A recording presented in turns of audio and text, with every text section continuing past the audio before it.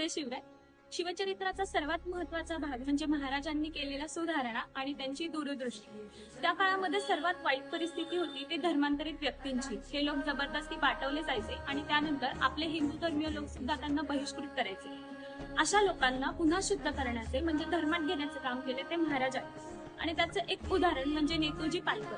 महाराज आग्र्याहून निसटले आणि तो राग मनात धरून औरंगजेबाने नेतूजी पालकरांना अटक केली. त्यांना दिल्लीला नेण्यात आले. तिथे त्यांना प्रचंड त्रास देण्यात आला आणि त्यांना मुसलमान व्हायला सांगितलं.